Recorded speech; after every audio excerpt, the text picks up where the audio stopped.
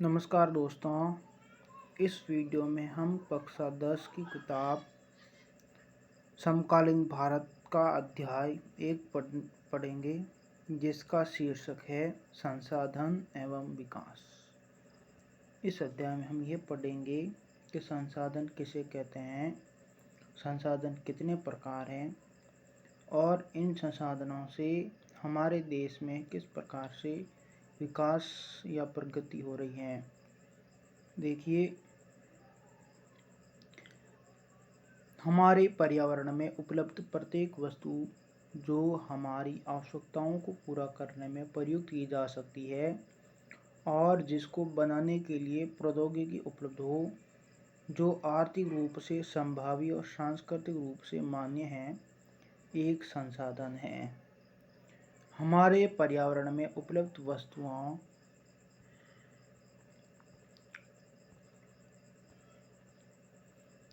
की रूपांतरण प्रक्रिया प्रकृति, प्रौद्योगिकी और संस्थाओं के पारस्परिक क्रियात्मक संबंध में निहित है। मानव प्रौद्योगिकी द्वारा प्रकृति के साथ क्रिया करते हैं और अपने आर्थिक विकास की गति को तेज करने के लिए संस्थाओं का निर्माण करते हैं। क्या आप भी अन्य बहुत से लोगों की तरह संसाधनों को प्राकृतिक उपहार समझते हैं? ऐसा नहीं है। संसाधन मानवीय क्रियाओं का परिणाम है। मानव स्वयं संसाधनों का महत्वपूर्ण हिस्सा है। वे पर्यावरण में पाए जाने वाले पदार्थों को संसाधनों में परिवर्तित करते हैं तथा उन्हें प्रयोग करते हैं। इन संसाधनों का वर्गीकरण निम्न प्रकार से किया जा सकता है। पहला है उत्पत्ति के आधार पर, जैव और अजैव। दूसरा है समाप्ति के आधार पर, नवीकरणीय योग्य और अनवीकरणीय योग्य। तीसरा है स्वामित्व के आधार पर, व्यक्तिगत, सामुदायिक, राष्ट्रीय और अंतर्राष्ट्रीय। दूसरा है विकास के स्तर के आधार पर, संभावी, विकसित, भंडार और संचित कोष। देखिए, संसाधन को दो भागों में बांट सकते हैं। एक है प्राकृतिक संसाधन और दूसरा है मानवीय संसाधन। प्राकृतिक संसाधन में नवीकरणीय योग्य और अनवीकरणीय योग्य। नवीकरणीय योग्य में सतत अथवा प्रवाह जैसे पवन और जल। जैव में प्राकृतिक वनस्पति और वन्य जीव। अनवीकरणीय योग्य में पुनः सक्रिय धातु और असक्रिय में जैसे जीवाश्म ईंधन। मानवीय संसाधन में संरचना एवं संस्थाएं और दूसरा मात्रा एवं गुणवत्ता। आगे देखिए, संसाधनों का विकास। संसाधनों का धीरे धीरे विकास कैसे हुआ। संसाधन जिस प्रकार मनुष्य के जीवन यापन के लिए अति आवश्यक हैं, उसी प्रकार जीवन की गुणवत्ता बनाए रखने के लिए भी महत्वपूर्ण है। ऐसा विश्वास किया जाता था कि संसाधन प्रकृति की देन है, परिणाम स्वरूप मानव ने इनका अंधाधुंध उपयोग किया है, जिससे निम्नलिखित मुख्य समस्याएं पैदा हो गई है। कुछ व्यक्तियों के लालचवश संसाधनों का ह्रास, संसाधन समाज के कुछ ही लोगों के हाथ में आ गए, जिससे समाज दो हिस्सों, संसाधन संपन्न एवं संसाधनहीन अर्थात अमीर और गरीब में बंट गया। संसाधनों के अंधाधुंध शोषण से वैश्विक पारिस्थितिकी संकट पैदा हो गया, जैसे भूमंडलीय तापन, ओजोन परत अवक्षय, पर्यावरण प्रदूषण और भूमि निम्नीकरण आदि। मानव जीवन की गुणवत्ता और विश्व शांति बनाए रखने के लिए संसाधनों का समाज में न्याय संगत बंटवारा आवश्यक हो गया है। यदि कुछ ही व्यक्तियों तथा देशों द्वारा संसाधनों का वर्तमान दोहन जारी रहता है तो हमारी पृथ्वी का भविष्य खतरे में पड़ सकता है। इसलिए हर तरह के जीवन का अस्तित्व बनाए रखने के लिए संसाधनों के उपयोग की योजना बनाना अति आवश्यक है। सतत अस्तित्व सही अर्थ में सतत पोषणीय विकास का ही एक हिस्सा है।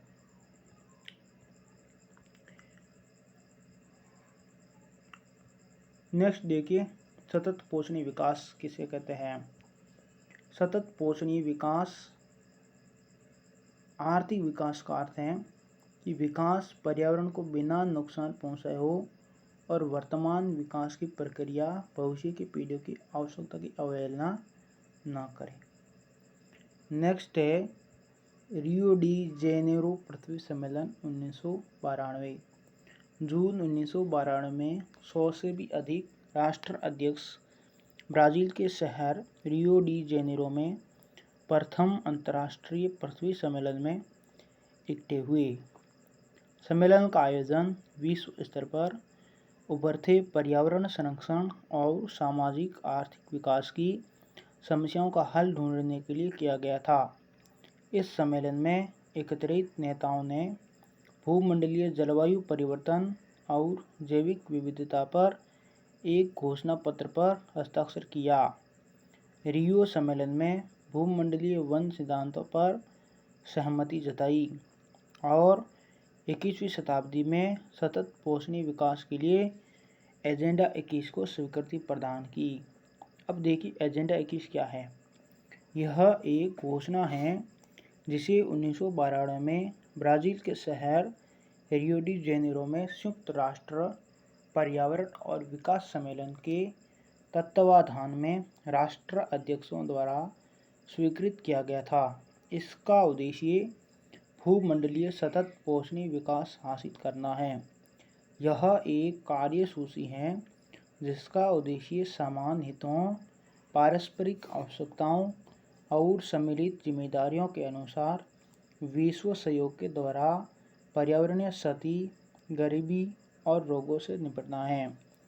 एजेंडा 21 का मुख्य उद्देश्य यह है कि प्रत्येक स्थानीय निकाय अपना स्थानीय एजेंडा 21 तैयार करे। नेक्स्ट है संसाधन नियोजन। संसाधनों के विवेकपूर्ण उपयोग के लिए नियोजन एक सर्वमान्य रणनीति है। इसलिए भारत जैसे देश में जहां संसाधनों की उपलब्धता में बहुत अधिक विविधता है, यह और भी महत्वपूर्ण है। यहाँ ऐसे प्रदेश भी हैं जहाँ एक तरह के संसाधनों की प्रचुरता है परंतु दूसरे तरह के संसाधनों की कमी है। कुछ ऐसे प्रदेश भी हैं जो संसाधनों की उपलब्धता के संदर्भ में आत्मनिर्भर हैं और कुछ ऐसे भी प्रदेश हैं जहां महत्वपूर्ण संसाधनों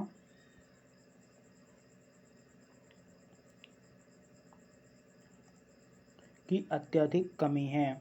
उदाहरणार्थ झारखंड, मध्य प्रदेश और छत्तीसगढ़ आदि प्रांतों में खनिजों और कोयले के प्रचुर भंडार हैं। अरुणाचल प्रदेश में जल संसाधन प्रचुर मात्रा में पाए जाते हैं परंतु मूल विकास की कमी है। राजस्थान में पवन और सौर ऊर्जा संसाधनों की बहुतायत है लेकिन जल संसाधनों की कमी है। लद्दाख का शीत मरुस्थल देश के अन्य भागों से अलग थलग पड़ता है। यह प्रदेश सांस्कृतिक विरासत का धनी है परंतु यहाँ जल, आधारभूत अवसंरचना तथा कुछ महत्वपूर्ण खनिजों की कमी है। इसलिए राष्ट्रीय, प्रांतीय, प्रादेशिक और स्थानीय स्तर पर संतुलित संसाधन नियोजन की आवश्यकता है। भारत में संसाधन नियोजन। भारत में संसाधनों का किस प्रकार से नियोजन होता है, देखिए। संसाधन नियोजन एक जटिल प्रक्रिया है जिसमें निम्नलिखित सोपान हैं। देश के विभिन्न प्रदेशों में संसाधनों की पहचान कर उनकी लिस्ट बनाना। इस कार्य में क्षेत्रीय सर्वेक्षण, मानचित्र बनाना और संसाधनों का गुणात्मक एवं मात्रात्मक अनुमान लगाना वह मापन करना है। ख. संसाधन विकास योजनाएं लागू करने के लिए उपयुक्त टेक्नोलॉजी, कौशल एवं संस्थागत नियोजन ढांचा तैयार करना। ग. संसाधन विकास योजनाओं और राष्ट्रीय विकास योजना में समन्वय स्थापित करना। स्वाधीनता के बाद भारत में संसाधन नियोजन के उद्देश्य की पूर्ति के लिए प्रथम पंचवर्षीय योजना से ही प्रयास किए गए। किसी क्षेत्र के विकास के लिए संसाधनों की उपलब्धता की एक आवश्यक शर्त है, परंतु प्रौद्योगिकी और संस्थाओं में तदनुरूपी परिवर्तनों के अभाव में मात्र संसाधनों की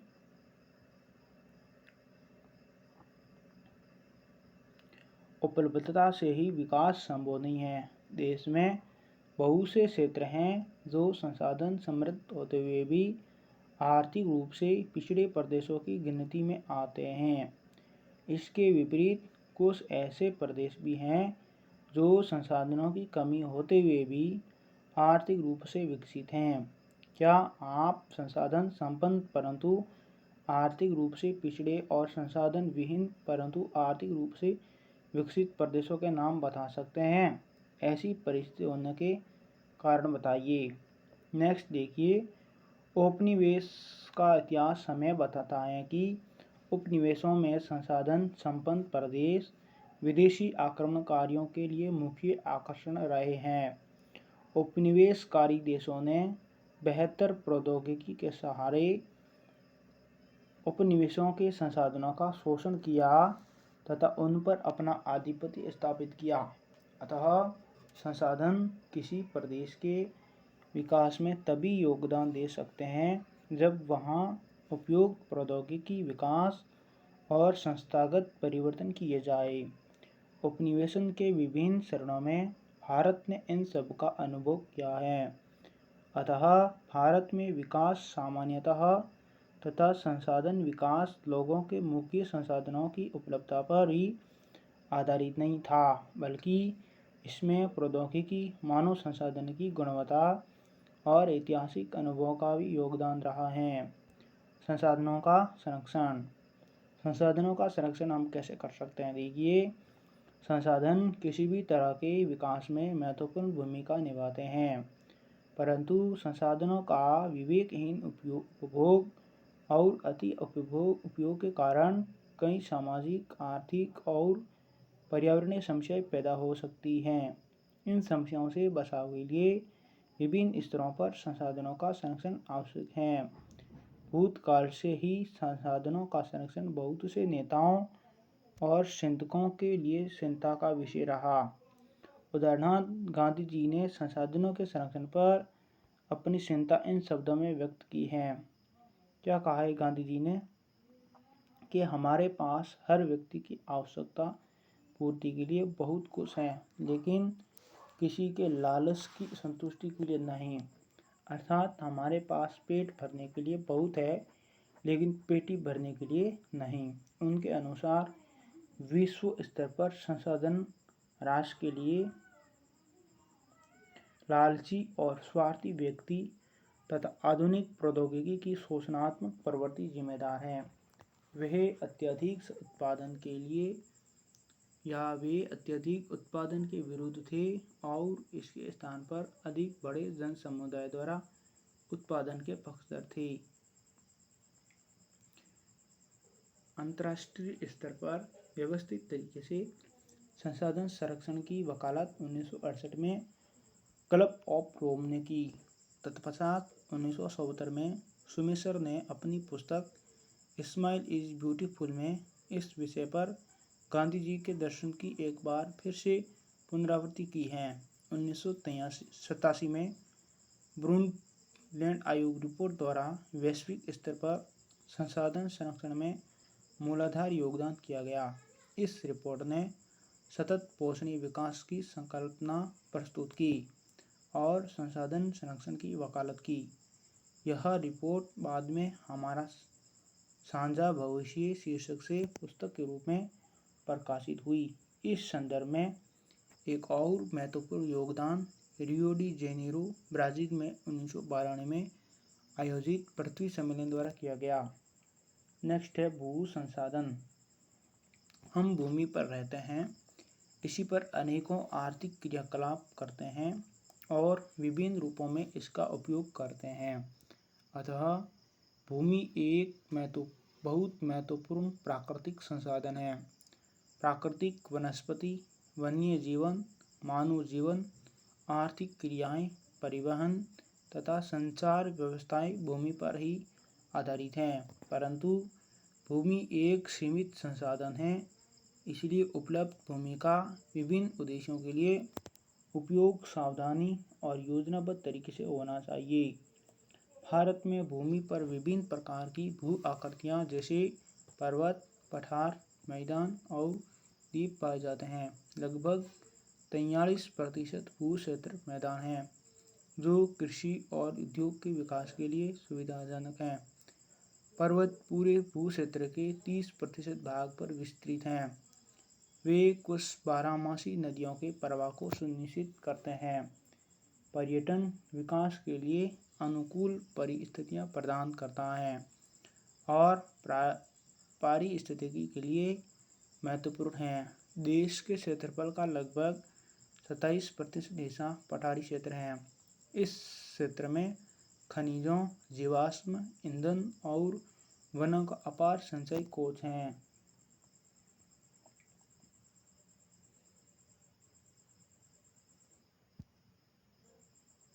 अब देखिए मुख्य भू आकृतियों के अंतर्गत क्षेत्र। देखिए 43% पर पूरा मैदान है। नेक्स्ट है 30% पर पर्वत और 27% पर पठार। नेक्स्ट है भू उपयोग। भू संसाधनों का उपयोग निम्नलिखित उद्देश्यों से किया जाता है। पहला है वन, दूसरा है कृषि के लिए अनुपलब्ध भूमि जैसे बंजर तथा कृषि अयोग्य भूमि व गैर कृषि परियोजनाओं में लगाई गई भूमि जैसे इमारतें, सड़क, उद्योग इत्यादि। तीसरा है प्रतिभूमि के अतिरिक्त अन्य कृषि अयोग्य भूमि, स्थायी चारागाहों तथा अन्य गोचर भूमि, विविध वृक्षों, वृक्ष फसलों तथा उपवनों के अधीन भूमि जो शुद्ध बोए गए क्षेत्र में शामिल नहीं है। कृषि योग्य बंजर भूमि जहाँ 5 से अधिक वर्षों से खेती न की गई हो। चौथा प्रतिभूमि, वर्तमान प्रति जहाँ एक कृषि वर्ष या उससे कम समय से खेती न की गई हो। दूसरा वर्तमान प्रतिभूमि के अतिरिक्त अन्य प्रति भूमि या पुरातन प्रति जहाँ 1 से 5 कृषि वर्ष से खेती न की गई हो। पांचवा शुद्ध बोया गया क्षेत्र, वह भूमि जिस पर फसलें उगाई व काटी जाती हैं वह शुद्ध निवल बोया गया क्षेत्र कहलाता है। एक कृषि वर्ष में एक बार से अधिक बोए गए क्षेत्र को शुद्ध बोए गए क्षेत्र में जोड़ दिया जाए तो वह सकल कृषि क्षेत्र कहलाता है। नेक्स्ट है भारत में भू उपयोग प्रारूप। भू उपयोग को निर्धारित करने वाले तत्वों में भौतिक कारक जैसे भू आकृति, जलवायु और मृदा के प्रकार तथा मानवीय कारक जैसे जनसंख्या घनत्व, प्रौद्योगिकी क्षमता, संस्कृति और परंपराएं इत्यादि शामिल हैं। भारत का कुल भौगोलिक क्षेत्रफल 32.8 लाख वर्ग किलोमीटर है, परंतु इसके 93% भाग के ही भू उपयोग आंकड़े उपलब्ध हैं, क्योंकि पूर्वोत्तर प्रांतों में असम को छोड़कर अन्य प्रांतों के सूचित क्षेत्र के बारे में जानकारी उपलब्ध नहीं है। इसके अलावा जम्मू और कश्मीर में पाकिस्तान और चीन अधिकृत क्षेत्रों के भूमि उपयोग का संरक्षण भी नहीं हुआ है। नेक्स्ट देखिए स्थायी चारागाहों के अंतर्गत भी भूमि कम हुई है। पशुधन की इतनी बड़ी संख्या के लिए चारा उपलब्ध कराने में कैसे समर्थ होंगे और इसके क्या परिणाम होंगे। वर्तमान प्रतिभूमि के अतिरिक्त अन्य प्रतिभूमि अनुपजाऊ हैं और इन पर फसलें उगाने के लिए कृषि लागत बहुत ज़्यादा है। अतः इस भूमि में 2 या 3 वर्षों में इनको 1 या 2 बार बोया जाता है और यदि इसे शुद्ध बोए गए क्षेत्र में शामिल कर लिया जाता है तब भी भारत के कुल सूची क्षेत्र के लगभग 54% हिस्से पर ही खेती हो सकती है। शुद्ध बोए गए क्षेत्र का प्रतिशत भी विभिन्न राज्यों में भिन्न भिन्न है। पंजाब और हरियाणा में 80% भूमि पर खेती होती है, परंतु अरुणाचल प्रदेश, मिजोरम, मणिपुर और अंडमान निकोबार द्वीप समूह में 10% से भी कम क्षेत्र बोया जाता है।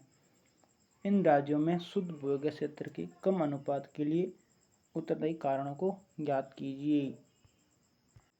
हमारे देश में राष्ट्रीय वन नीति 1952 द्वारा निर्धारित वनों के अंतर्गत 30% भौगोलिक क्षेत्र वांछित हैं, जिसकी तुलना में वन के अंतर्गत क्षेत्र काफ़ी कम है। वन नीति द्वारा निर्धारित यह सीमा पारिस्थितिक संतुलन बनाए रखने के लिए आवश्यक है। वन क्षेत्रों के आसपास रहने वाले लाखों लोगों की आजीविका इस पर निर्भर करती है। भू उपयोग का एक भाग बंजर भूमि और दूसरा गैर कृषि प्रयोजनों में लगाई गई भूमि कहलाता है।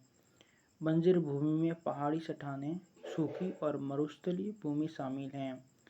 गैर कृषि परियोजनाओं में लगाई गई भूमि में बस्तियां, सड़कें, रेल लाइन, उद्योग इत्यादि आते हैं। लंबे समय तक लगातार भूमि संरक्षण और प्रबंधन की अवहेलना करने एवं लगातार भू उपयोग के कारण भू संसाधनों का निम्नीकरण हो रहा है। इसके कारण समाज और पर्यावरण पर गंभीर आपदा आ सकती हैं। नेक्स्ट है भूमि निम्नीकरण और संरक्षण उपाय। भूमि एक ऐसा संसाधन है जिसका उपयोग हमारे पूर्वज करते आए हैं तथा भावी पीढ़ी भी इसी भूमि का उपयोग करेगी। हम भोजन, मकान और कपड़े की अपनी मूल आवश्यकताओं का 95% भाग भूमि से प्राप्त करते हैं। मानव कार्यकलापों के कारण न केवल भूमि का निम्नीकरण हो रहा है, बल्कि भूमि को नुकसान पहुंचाने वाली प्राकृतिक ताकतों को भी बल मिला है। इस समय भारत में लगभग 13 करोड़ हेक्टेयर भूमि निम्नीकृत है। इसमें से लगभग 28% भूमि निम्नीकृत वनों के अंतर्गत है। 56% क्षेत्र जल अपर्दित हैं और शेष क्षेत्र लवणीय और क्षारीय हैं। कुछ मानव क्रियाओं जैसे वनोन्मूलन, अति पशुचारण, खनन ने भी भूमि के निम्नीकरण में मुख्य भूमिका निभाई है। खनन के उपरांत खदानों वाले स्थानों को गहरी खाइयों और मलबे के साथ खुला छोड़ दिया जाता है। खनन के कारण झारखंड, छत्तीसगढ़, मध्य प्रदेश और उड़ीसा जैसे राज्यों में वनोन्मूलन भूमि निम्नीकरण का कारण बना है। गुजरात, राजस्थान, मध्य प्रदेश और महाराष्ट्र में अति पशुचारण भूमि निम्नीकरण का मुख्य कारण है। पंजाब, हरियाणा और पश्चिमी उत्तर प्रदेश जैसे राज्यों में अधिक सिंचाई भूमि निम्नीकरण के लिए उत्तरदायी है। अति सिंचन से उत्पन्न जलाक्रांतता भी भूमि निम्नीकरण के लिए उत्तरदायी है, जिससे मृदा में लवणीयता और क्षारीयता बढ़ जाती है। खनिज प्रक्रिया जैसे सीमेंट उद्योग में चूना पत्थर को पीसना और मृदा बर्तन उद्योग में चूने और शैलखड़ी के प्रयोग से बहुत अधिक मात्रा में वायुमंडल में धूल विसर्जित होती है। जब इसकी परत भूमि पर जम जाती है तो मृदा की जल सोखने की प्रक्रिया अवरुद्ध हो जाती है। पिछले कुछ वर्षों से देश के विभिन्न भागों में औद्योगिक जल निकास से बाहर आने वाला अपशिष्ट पदार्थ भूमि और जल प्रदूषण का मुख्य स्रोत है। भूमि निम्नीकरण की समस्याओं को सुलझाने के कई तरीके हैं। वनारोपण और चारागाहों का उचित प्रबंधन इसमें कुछ हद तक मदद कर सकते हैं। पेड़ों की रक्षा, मेखला पशुचारण नियंत्रण और रेतीले टीलों को कांटेदार झाड़ियाँ लगाकर स्थिर बनाने की प्रक्रिया से भी भूमि कटाव की रोकथाम शुष्क क्षेत्रों में की जा सकती है। बंजर भूमि के उचित प्रबंधन, खनन नियंत्रण और औद्योगिक जल को परिष्करण के पश्चात विसर्जित करके जल और भूमि प्रदूषण को कम किया जा सकता है। नेक्स्ट है मृदा संसाधन। मिट्टी अथवा मृदा सबसे महत्वपूर्ण नवीकरण योग्य प्राकृतिक संसाधन है। यह पौधों के विकास का माध्यम है जो पृथ्वी पर विभिन्न प्रकार के जीवों का पोषण करती हैं। मृदा एक जीवन तंत्र है। कुछ सेंटीमीटर गहरी मृदा बनने में लाखों वर्ष लग जाते हैं। मृदा बनने की प्रक्रिया में उत्सर्जक, जनक सेल अथवा संस्तर सेल, जलवायु, वनस्पति और अन्य जैव पदार्थ और समय मुख्य कारक हैं। प्रकृति के अनेकों तत्वों जैसे तापमान परिवर्तन, बहते जल की क्रिया, पवन, हिमनदी और अपघटन क्रियाएं आदि मृदा बनने की प्रक्रिया में योगदान देती हैं। मृदा में होने वाले रासायनिक और जैविक परिवर्तन भी महत्वपूर्ण हैं। मृदा जैव, ह्यूमस और अजैव दोनों प्रकार के पदार्थों से बनती हैं। मृदा बनने की प्रक्रिया को निर्धारित करने वाले तत्वों, उनके रंग, गहराई, गठन, आयु व रासायनिक और भौतिक गुणों के आधार पर भारत की मृदाओं के निम्नलिखित प्रकार हैं। नेक्स्ट है मृदाओं का वर्गीकरण। भारत में अनेक प्रकार के उत्सर्जक, भू आकृतियाँ, जलवायु और वनस्पतियाँ पाई जाती हैं। इस कारण अनेक प्रकार की मृदाएं विकसित हुई हैं। नेक्स्ट है जलोढ़ मृदा। यह मृदा विस्तृत रूप से फैली हुई है और यह देश की महत्वपूर्ण मृदा है। वास्तव में संपूर्ण उत्तर मैदान जलोढ़ मृदा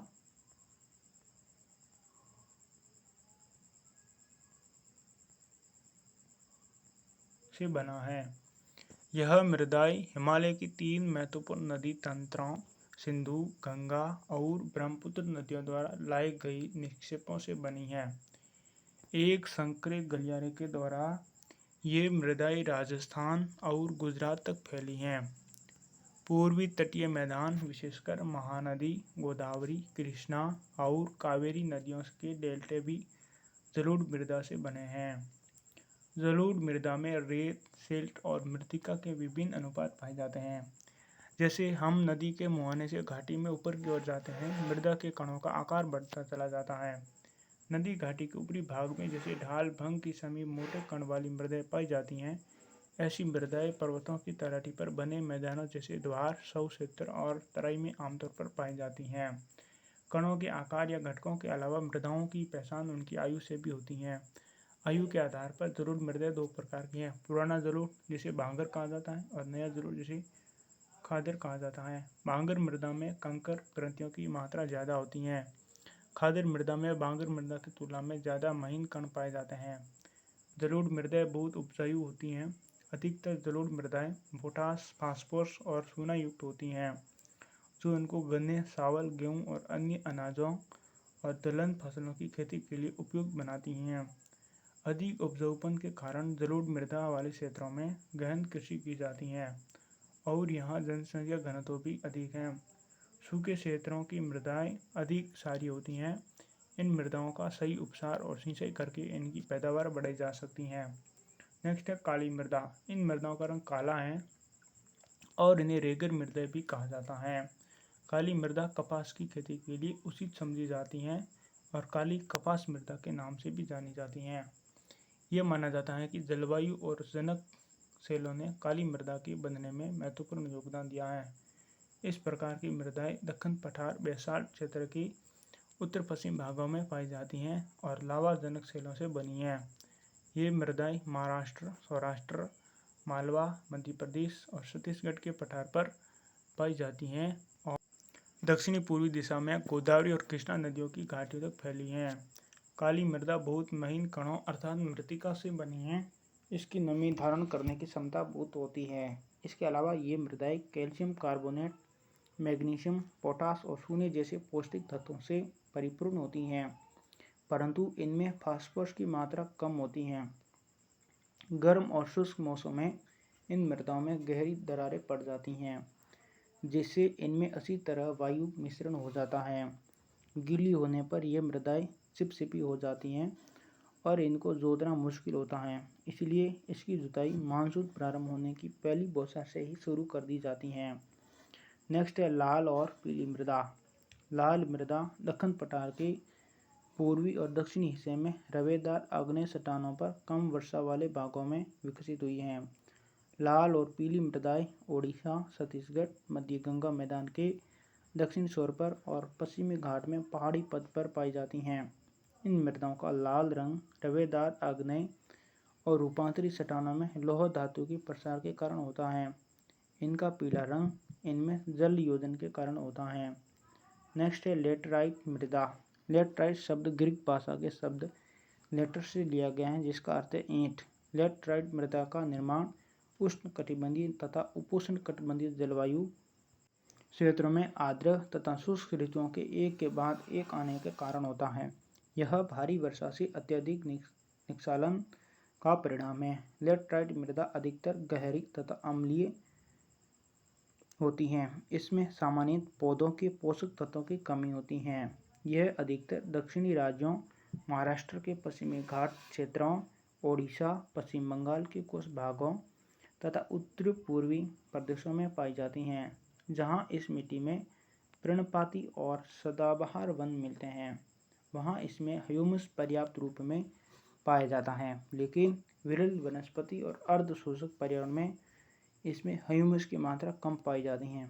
स्थिर रूपों पर उनकी स्थिति के अनुसार उनमें अपरदन तथा भूमि निम्नीकरण की संभावना होती है।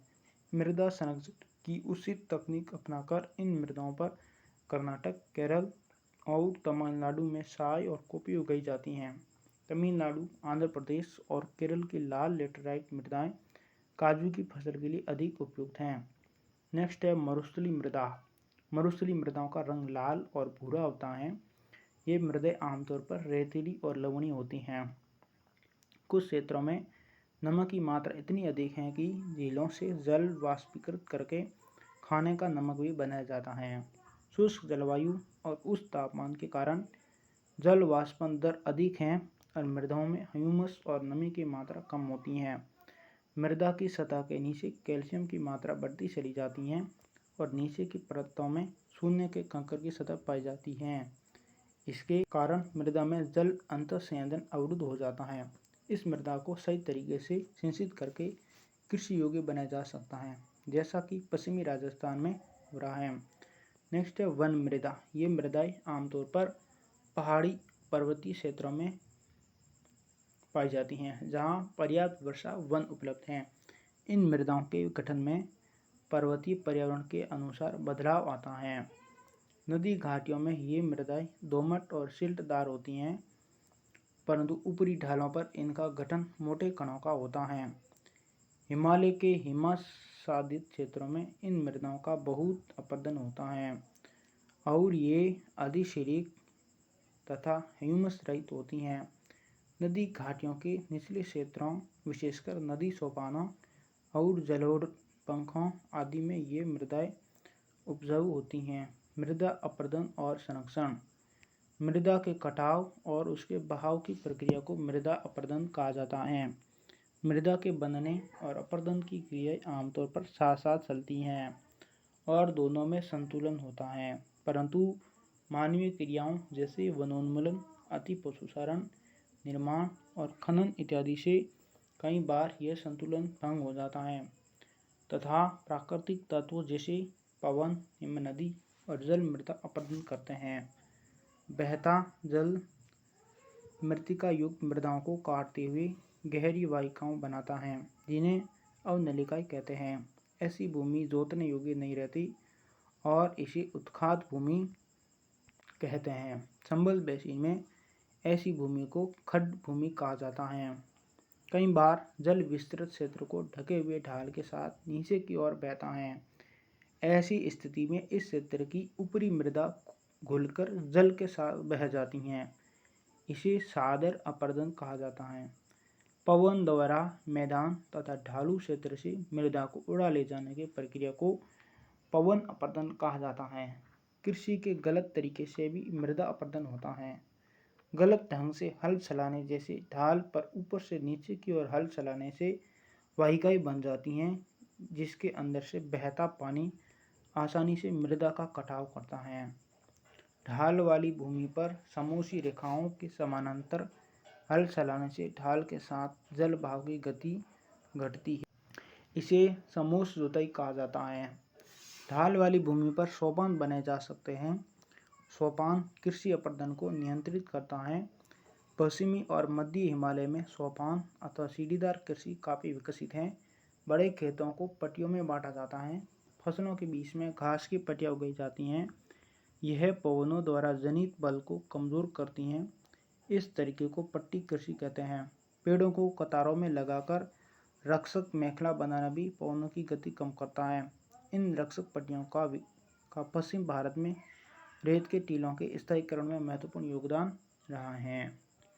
इस प्रकार से हमारा ये पार्ट कंप्लीट हुआ। हम दूसरे पार्ट में जल्द मिलेंगे। तब तक के लिए आप सभी को धन्यवाद।